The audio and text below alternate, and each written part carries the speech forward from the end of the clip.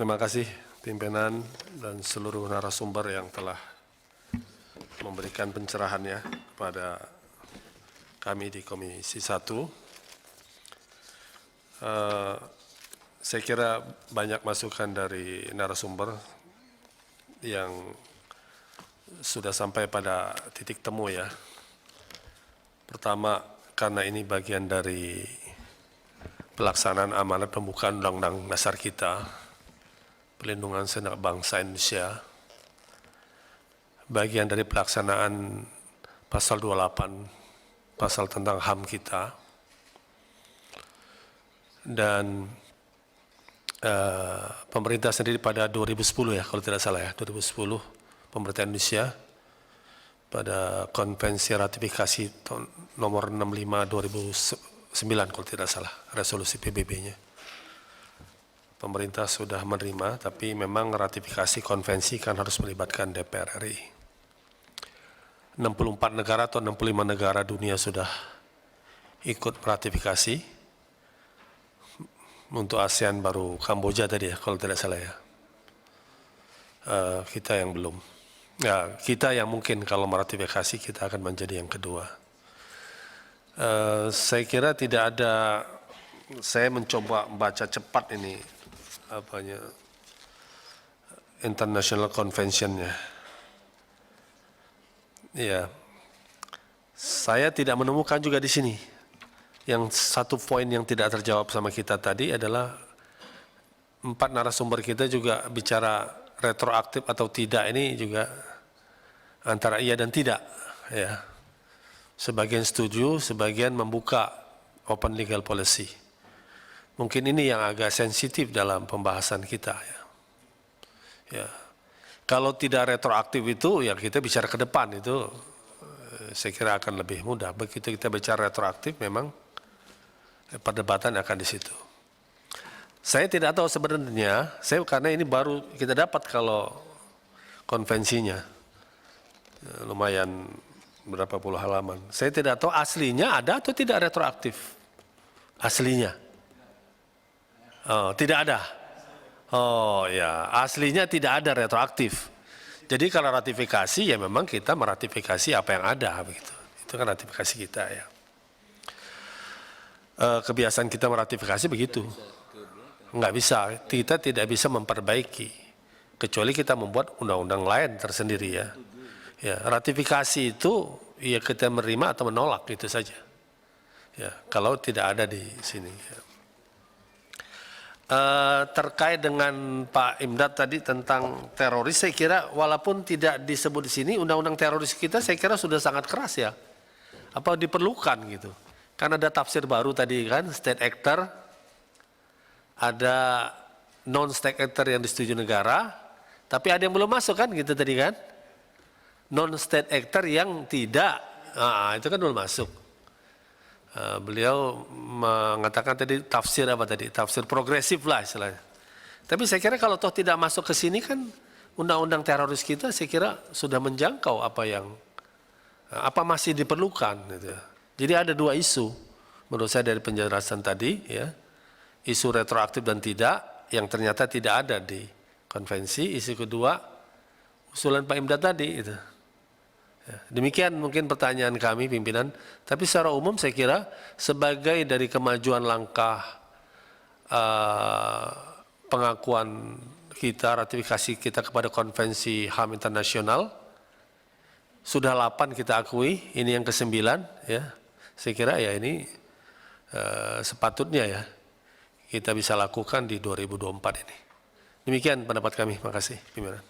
Baik, sebelum direspon karena penanya juga tadi hanya Pak Muzamil, Bapak Ibu yang kami hormati para narasumber.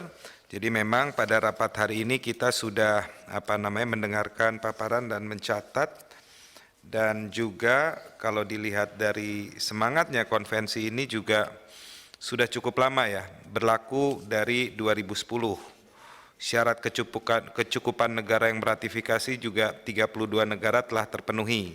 98 negara sudah menandatangani. Sebetulnya penandatangannya ini juga termasuk Indonesia, tetapi yang meratifikasi baru 59 negara. Jadi sebetulnya secara prinsip sih ini pendapat kami sebetulnya tidak ada alasan untuk tidak meratifikasi, tetapi ini kan perlu juga kesepakatan dengan negara.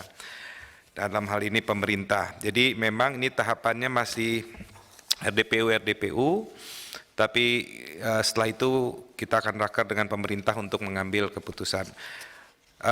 Mungkin pertanyaan Pak Muzamil silahkan dijawab singkat, kemudian kita akan masuk ke sebelum penutupan kami akan membacakan juga catatan rapat, kira-kira itu. Silahkan, bisa bergantian nanti. Terima kasih.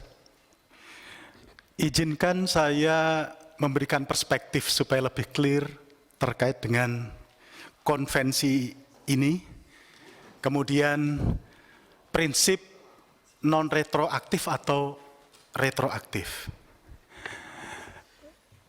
Retroaktif atau non-retroaktif itu punya syarat. Di dalam norma hak asasi manusia itu ada hak asasi non-retroaktif.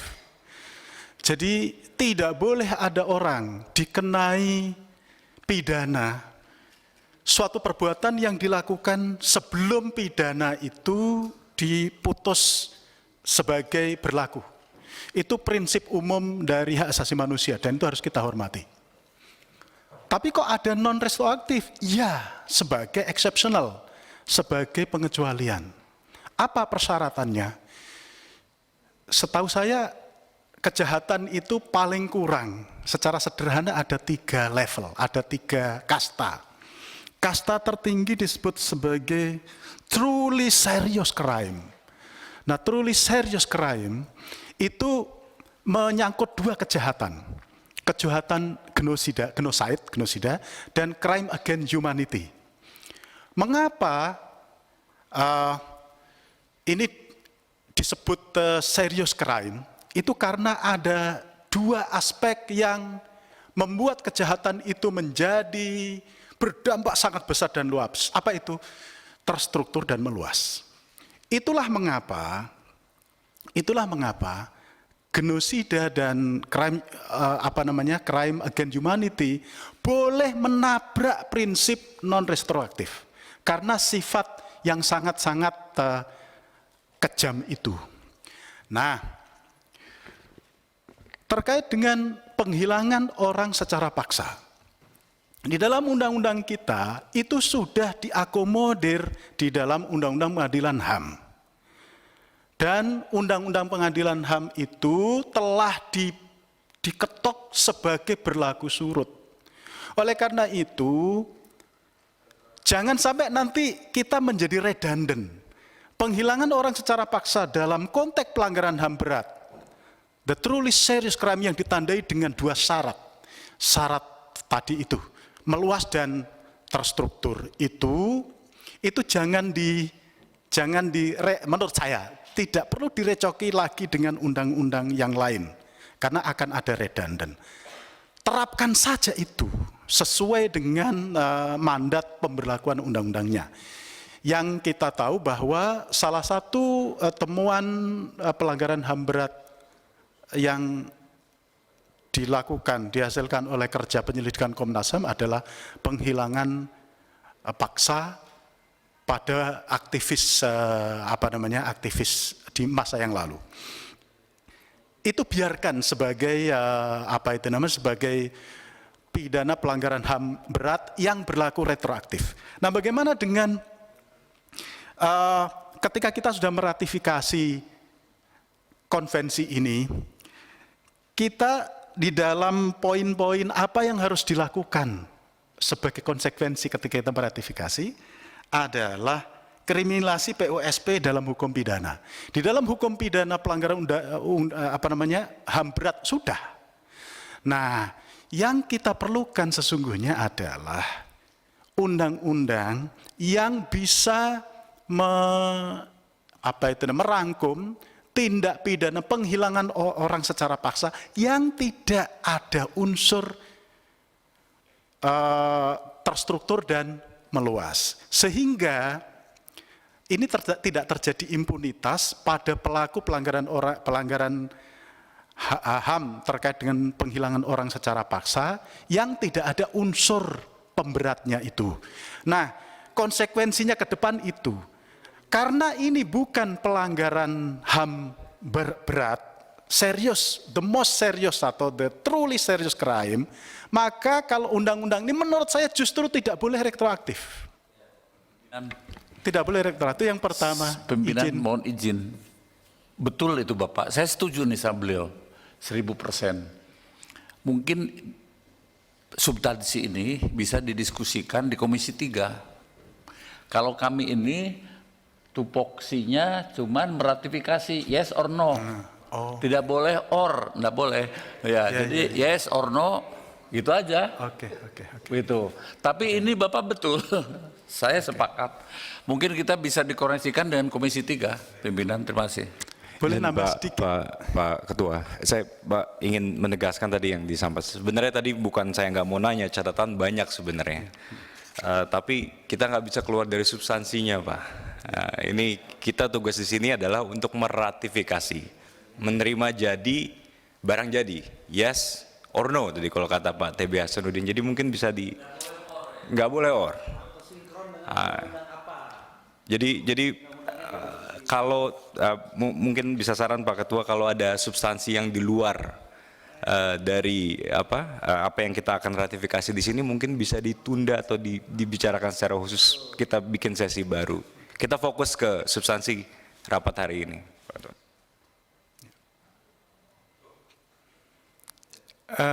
Sedikit boleh nambahi, ini soal saya nggak tahu apakah ini relevan dengan ini atau tidak, bagi menurut saya penting untuk dikemukakan. Izin terkait dengan tadi, prinsip non retroaktif itu pada dasarnya berlaku bagi pelaku. Bagaimana dengan korban? Menurut saya restitusi bagi korban itu harusnya retroaktif.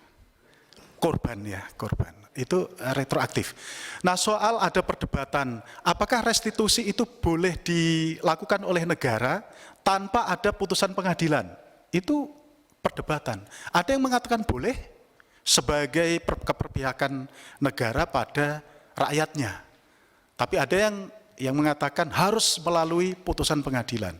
Tapi bahwa langkah-langkah terobosan sebagai niat baik negara, political will negara, memungkinkan untuk mencari jalan keluar terkait dengan restitusi itu boleh retroaktif. Tapi bagi pelaku menurut saya tidak retroaktif.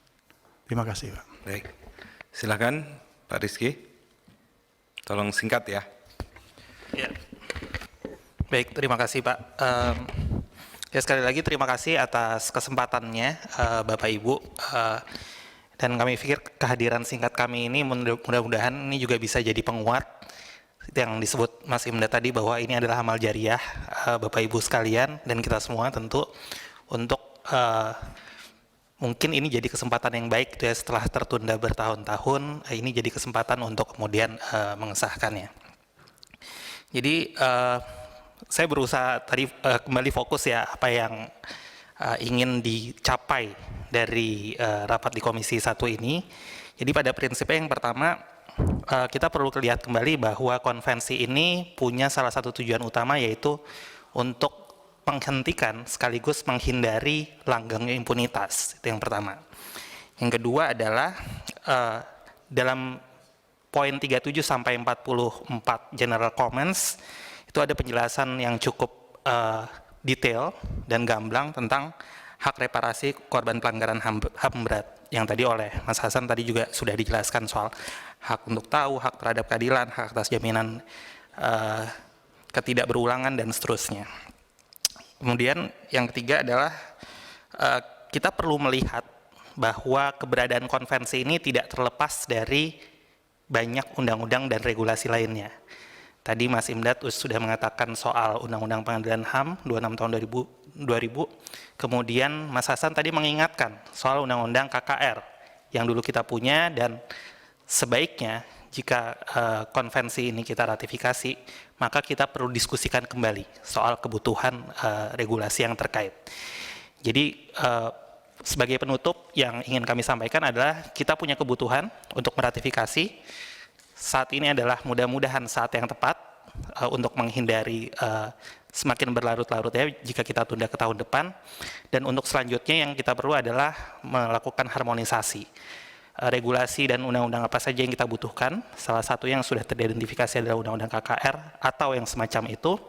Dan kemudian kita perlu memastikan bahwa regulasi yang lain, jika ada yang kemudian bertentangan atau tidak sesuai, itu bisa kita lakukan evaluasi, baik dari sisi legislative review, judicial review, maupun executive review. Sekali lagi terima kasih. Assalamualaikum warahmatullahi wabarakatuh. Salam. Silakan Bu Andi. Tadi urutannya Bu Andi dulu.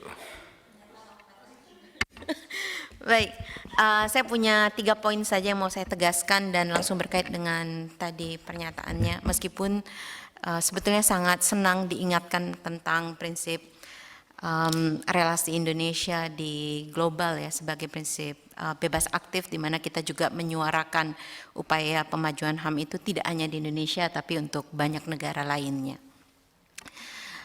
Yang pertama, pertanyaan mengenai ratifikasi konvensi ini tentunya akan berkontribusi langsung pada penguatan pelaksanaan berbagai undang-undang lain.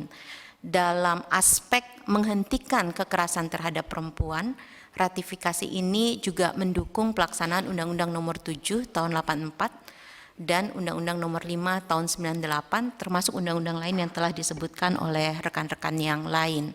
Dan tentunya seperti yang disampaikan oleh Mas Gama tadi, ada kebutuhan untuk melakukan harmonisasi pada berbagai undang-undang lainnya sehingga ratifikasi ini betul-betul nanti optimal untuk dimanfaatkan dalam pemajuan tanggung jawab negara atas hak-hak konstitusional warga negaranya. Yang kedua, sekali lagi ingin menegaskan bahwa kejahatan penghilangan paksa ini sebetulnya memiliki karakter yang sangat unik karena dia bersifat berkelanjutan yang dihadapi oleh korban penghilangan paksa secara langsung maupun bagi anggota keluarganya. Sebagaimana dalam pengalaman perempuan korban yang tadi saya jelaskan di awal. Karena itu dalam banyak kajian, konvensi ini diharapkan untuk melihat kejahatan itu sebagai satu kontinum, bukan sebagai sebuah fragmen di dalam satu peristiwa sejarah.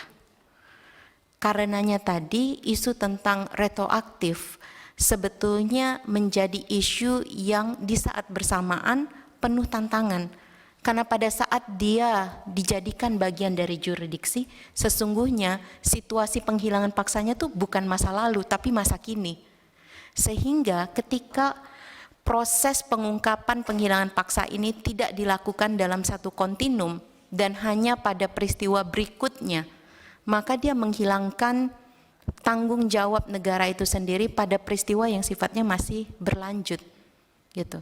Jadi pada titik itulah diskusi tentang retroaktif ini bagi banyak ahli termasuk komite dari konvensi tersebut maupun working group dari konvensinya, saya titipkan tadi ke sekretariat juga naskah dari komite menyatakan bahwa sebetulnya institusi yang nanti diberikan mandat untuk melakukan pemeriksaan ini penting untuk bisa menetapkan dia sebagai sebuah kontinum.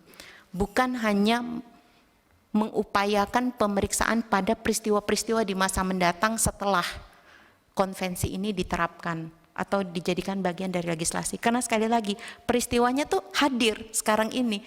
Keluarga yang menyatakan anak kami di mana, keluarga kami di mana itu tetap ada gitu. Karena itu dia tidak bisa diperlakukan sebagai sebuah peristiwa di masa lalu, tetapi masa kini. Tetapi tentunya ini perdebatan yang perlu disajikan nanti dalam undang-undang turunannya yang sebagaimana disampaikan merupakan mungkin kewenangan dari komisi yang lain. Yang ketiga yang ingin saya tegaskan adalah soal reservasi atau yang dalam bahasa dokumen ini adalah deklarasi. Menurut kami karena ini menjadi bagian dari kewenangan Komisi 1, kami ingin meminta pertimbangan untuk mencabut reservasi itu. Karena hemat kami, reservasi itu justru menghalangi kemungkinan dari korban untuk memperjuangkan hak-haknya. Meskipun di saat yang bersamaan, upaya untuk menggunakan mekanisme internasional selalu memiliki keterbatasan. Dan salah satu prasyaratnya adalah membuktikan bahwa mekanisme nasional itu exhausted atau sudah diupayakan untuk mencari kebenaran dan keadilan serta pemulihan di mekanisme nasional tetapi tidak terjawab. Nah, sekarang kan kita belum punya mekanismenya gitu. Karena itu bahkan dengan mencabut reservasi itu akan memungkinkan daya dorong untuk penegakan hukum dan penyelenggaraan mekanisme nasional yang sungguh-sungguh untuk menyelesaikan masalah yang dihadapi ini. Karena sesungguhnya masalah penghilangan paksa bukan saja masalah kekerasan terhadap perempuan sebagaimana yang saya sampaikan, bukan soal apakah kita bisa berdebat secara teoritis, konseptual tentang pelanggaran HAM yang berat atau kurang berat atau yang lainnya, tapi sesungguhnya merupakan bagian terkelam dari sejarah peradaban kita sebagai bangsa Indonesia yang harus kita pastikan tidak ada impunitas bagi pelaku, tidak berulang di masa depan, dan kehidupan yang bermartabat bagi korban bisa kita pulihkan. Terima kasih. Terima kasih. Silakan Pak Lili Hasan. Terima kasih pimpinan. Pertama, kalau saya pribadi, kami secara institut sebagai lembaga ditanya apakah yes or no dengan ratifikasi ini, ya saya kira yes ya. Jawabannya adalah yes kalau spesifik pada soal itu. Tapi yang lain yang juga penting adalah kita mesti merefleksikan bahwa ratifikasi ini harus menjadi bagian dari tadi saya katakan reformasi hukum hak asasi manusia.